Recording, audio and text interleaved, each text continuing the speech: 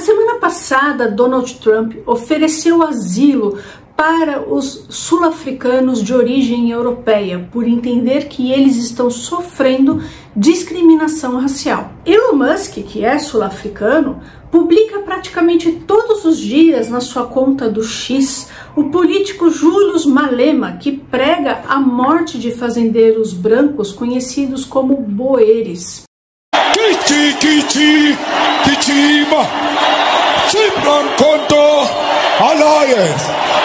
Shoot to kill, Hamaza, kill the poor, the farmer, kill the poor, the farmer, brr, pa, pa, brr, pa. Attention. Fica aqui que hoje você vai entender tudo isso. Oi pessoal, tudo bom com vocês? Meu nome é Juliane e você está no canal Vai Veja. Seja muito bem-vindo a esse modestíssimo espaço. Eu converso por aqui a respeito de história, meu foco são as duas ditaduras totalitárias aí do século XX, Alemanha nazista e União Soviética. Também por aqui eu converso a respeito de temas atuais. Se você se interessa e gosta dos vídeos do canal, se inscreva, deixa o seu like, comentários, essas coisas são importantíssimas. E eu também vou deixar a chave Pix, caso alguém queira fazer alguma contribuição financeira ao canal, eu agradeço muitíssimo, tá certo? Então vamos lá, pessoal, rapidinho no nosso assunto de hoje, né? Então o Trump, como eu disse, ofereceu asilo nos Estados Unidos para os sul-africanos de origem europeia e congelou, pessoal, por tempo indeterminado a ajuda americana à África do Sul, né? O que atingirá principalmente os programas de combate ao HIV. A situação no país é bastante complexa. Um dos motivos que levou Trump a tomar essa atitude foi a lei da expropriação, aprovada em 2024.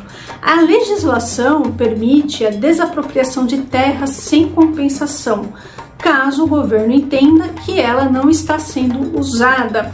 Então, essa é uma das questões, ok? E também com a desapropriação, os fazendeiros não recebem dinheiro, tá? Eles não recebem nada do governo, ok? Eles simplesmente são desapropriados. Muito bem, pessoal, olha só, tem uma outra questão aqui, a situação não é fácil não, tá? Os brancos, por outro lado, são proprietários de 72% das terras, enquanto os negros possuem apenas 4%. A economia sul-africana é considerada o motor da África, sendo a responsável por 18% do PIB do continente. Porém, o país enfrenta problemas sérios na área social, como apagões por falta de energia elétrica, alto índice de desemprego, alta taxa de violência e alta incidência de contaminação do vírus HIV. E qual que é a história da África do Sul, pessoal? Por que existe todo esse ódio racial dos negros contra os fazendeiros brancos, dos brancos contra os negros? Nós vamos entender, tá? Então, pessoal, em 1488, o explorador português Bartolomeu Dias aportou na ilha Robben, que servia como um entreposto comercial para os portugueses, ingleses e holandeses. Então ele foi o primeiro europeu, né, a pisar ali nessa região, né? As etnias que habitavam essa localidade eram os Royan, Xhosa e Zulus. Em 1652, os comerciantes da Companhia das Índias Orientais estabeleceram um entreposto comercial na rota das especiarias na cidade do Cabo. Depois, em 1795, os ingleses ocuparam a cidade do Cabo.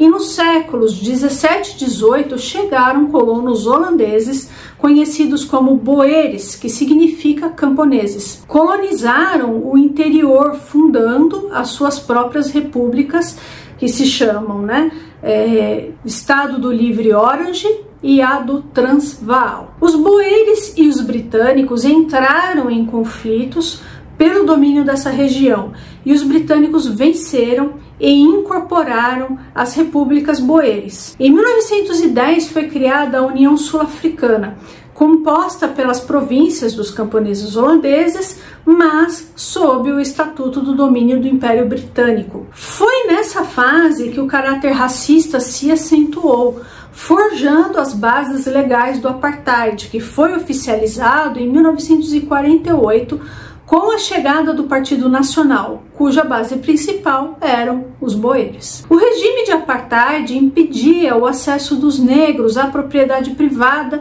e à participação política, obrigando-os a viver em áreas separadas dos brancos. A relação de pessoas de raças diferentes era ilegal. Tá? Na época, pessoal, estava em voga no Ocidente as teorias raciais, que entendiam que os brancos eram uma raça superior em detrimento de todas as outras. E as teorias raciais sofreram bastante influência do darwinismo social. O nazismo, não sei se vocês se lembram, né, também tornou o casamento entre pessoas, entre aspas aqui, de raças diferentes ilegal. Então era proibido arianos se casar com judeu, etc, né? Então, pessoal, esse tipo de pensamento estava muito em voga na época. O apartheid, pessoal, era uma coisa tenebrosa.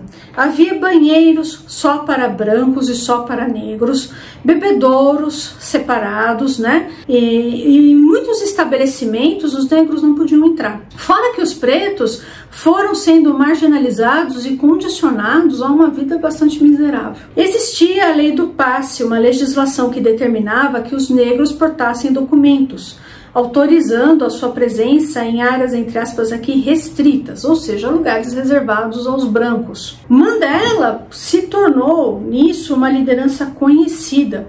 Ele começou a viajar pelo país divulgando a campanha pelo fim do apartheid. Seus atos fizeram com que ele se tornasse um alvo da polícia. E aí, pessoal, em 1960, houve o massacre de Shepherdville, quando as forças policiais atacaram pessoas que estavam protestando contra o apartheid, deixando 250 vítimas entre mortos e feridos. A partir disso, Nelson Mandela abandonou a premissa da não violência. Nisso, ele recebeu treinamento de guerrilha na Argélia e começou a realizar atos de sabotagem. Em 1963, Nelson Mandela foi acusado de traição, conspiração e sabotagem. Ele foi sentenciado à prisão perpétua. Nelson Mandela ficou preso, pessoal, por 27 anos. E nesse período ele se tornou um grande símbolo contra o apartheid, não só na África do Sul, mas fora do país também, né? E em 1990, Mandela foi solto. Em 93, ele recebeu o Prêmio Nobel da Paz. Um ano depois, ele se tornou o primeiro presidente negro do país. Entre suas medidas como presidente, Mandela criou a Comissão da Verdade e Reconciliação para apurar violações de direitos humanos no período do apartheid e iniciativas de educação, moradia e desenvolvimento econômico voltadas para a população negra do país. E aí, pessoal, pulando para 2025, né, o governo do Cyril Ramaphosa enfrenta aí um alto índice de desemprego, violência, crise energética por conta dos apagões.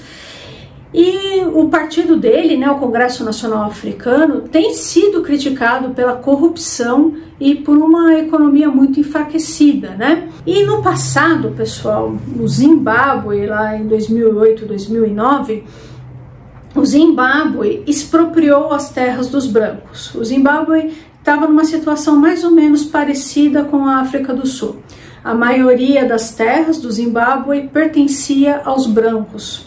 E aí o governo expropriou os brancos e praticamente expulsou a população branca do país. Agora, 2024, 2020, 2024 e tal, o Zimbábue entrou numa fome bastante grande, tá? Por quê? Porque a produção do país caiu muito.